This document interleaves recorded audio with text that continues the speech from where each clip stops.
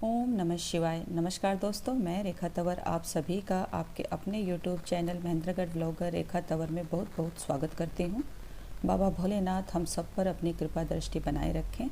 आज की वीडियो में मैं आपको प्रदोष व्रत कथा सुनाने वाली हूँ। इससे पहले मैंने वीडियो अपलोड किया है। प्रदोष व्रत कब से शुरू करें, कितने व्रत करें, व्रत का उद्यापन हम कब करें, प्रदोष काल के 13 महत्वपूर्ण नियम मैंने आपको बताए हैं। अगर आपने मेरा वो वीडियो अभी तक नहीं देखा है तो उसे एक बार ज़रूर देख लें। अगर आप प्रदोष व्रत करने की सोच रहे हैं या प्रदोष व्रत करते हैं, उसमें आपको काफ़ी हेल्प मिलेगी। मैंने पूरी जानकारी दी है आपको प्रदोष व्रत से संबंधित। मैं उस वीडियो का लिंक नीचे डिस्क्रिप्शन बॉक्स में आपको दे दूँगी, आप देखना चाहें तो देख सकते हैं। अगर आप मेरी वीडियो पर, मेरे चैनल पर आज पहली बार विजिट कर रहे हैं तो मैं आप सबसे रिक्वेस्ट करना चाहूँगी कि कृपया करके मेरे चैनल को सब्सक्राइब ज़रूर कर लें। बेल आइकन को भी ज़रूर प्रेस करें ताकि पूजा पाठ की महत्वपूर्ण जानकारी आपको मिल पाए सबसे पहले। तो देखिए, प्रत्येक माह में जिस तरह 2 एकादशी होती हैं, उसी तरह 2 प्रदोष भी होते हैं। त्रयोदशी यानी कि 13 को प्रदोष कहते हैं।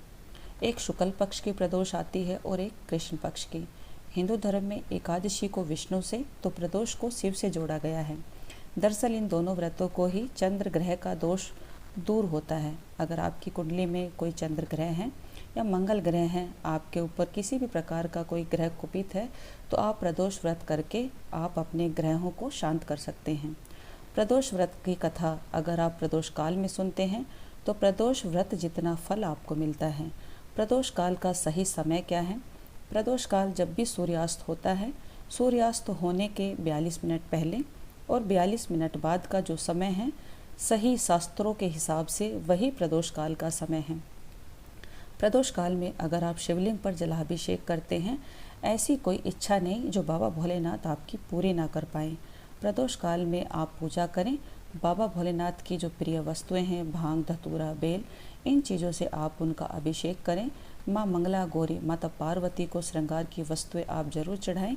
अगर आप कुंवारी कन्याएं हैं तो माता मंगला गौरी को सुहाग की वस्तुएं चढ़ाने से आपको अच्छे घर वर की कृपा प्राप्त होती है। अब मैं आपको सुनाऊंगी प्रदोष व्रत कथा।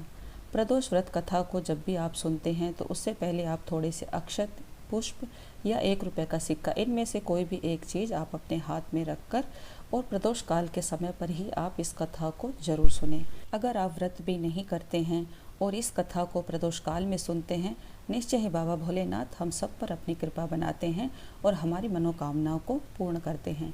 अब मैं सुनाऊंगी आपको प्रदोष व्रत कथा। इससे पहले बाबा भोलेनाथ के नाम का जयकारा जरूर लगाइए।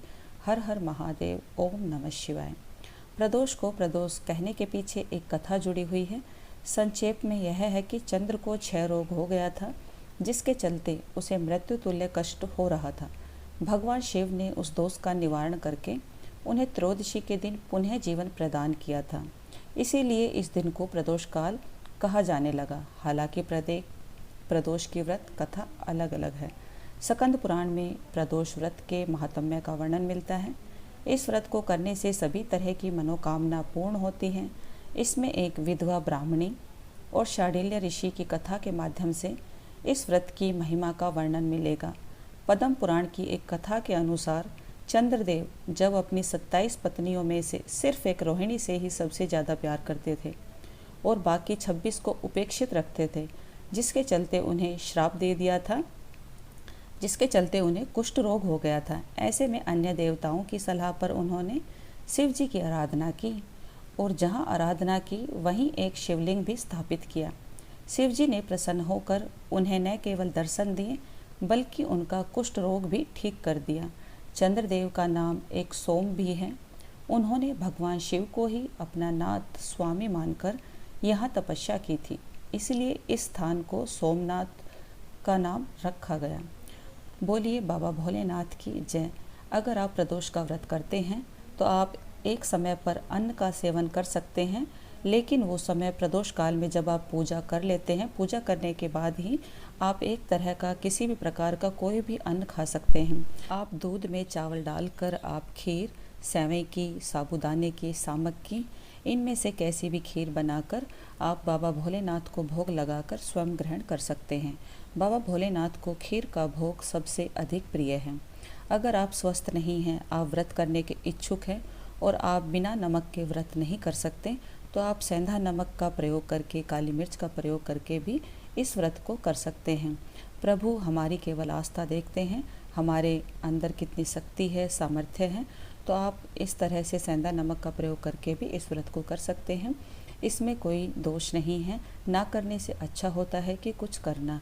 आप करने के इच्छुक हैं लेकिन आपको किसी ने बोल दिया कि मीठे खाकर ही इस व्रत को कर सकते हैं, तो ऐसा बिल्कुल नहीं है। आप नमक का सेवन करके भी अपने इस व्रत को पूर्ण कर सकते हैं।